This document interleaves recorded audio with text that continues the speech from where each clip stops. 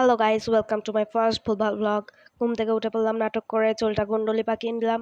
তারপরে জানলাটা খুলে নিলাম। জানলাটা খুলে দেখছিলাম কচু মানে কোন কালো কুকুরটা হেগে গেছিল। দেখতে দেখতে একটু জল খেয়ে নিলাম।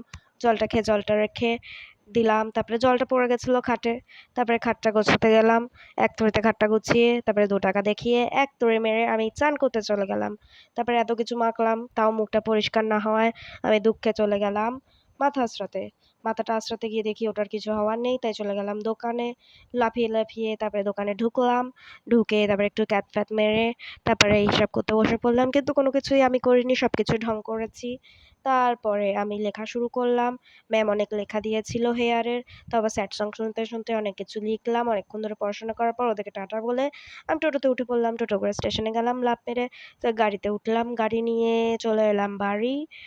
এখনো অনেক কিছু বাকি আছে, দাঁড়াও। বাড়ি থেকে আবার গাড়িটা নিয়ে বেরিয়ে পড়লাম।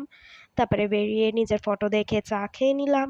চাটা খেয়ে দিয়ে আমি কটা চুইংগাম নিয়ে আবার বেরিয়ে গেলাম। বেরিয়ে গিয়ে আমি গেলাম ঘাটে।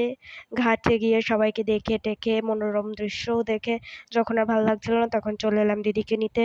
দিদি আর আমি দুজনে মিলে ক্যাট মারলাম। ক্যাট মেরে বাড়ি চলে এলাম। বাড়ি এসে দিদিকে বললাম ফোনটা ধর, আমি গাড়িটা ঢোকাই।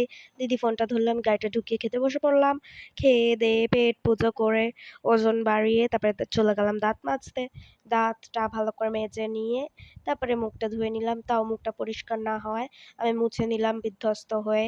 তারপরে একটু ট্রানজাকশন করে নিলাম। তারপরে আমি খেয়ে নিলাম একটা ওষুধ। তারপর প্যারাসিটামল, আমার 12 দিন ধরে জ্বর সর্দি কাশি। ডুইং। তারপরে চিয়ার্স বলে খেয়ে নিলাম কাশি সিরাপ। তারপরে 1 2 3 হ্যাঁ। তারপরে চলে গেলাম আমি ঘুমাতে। Tata, good night.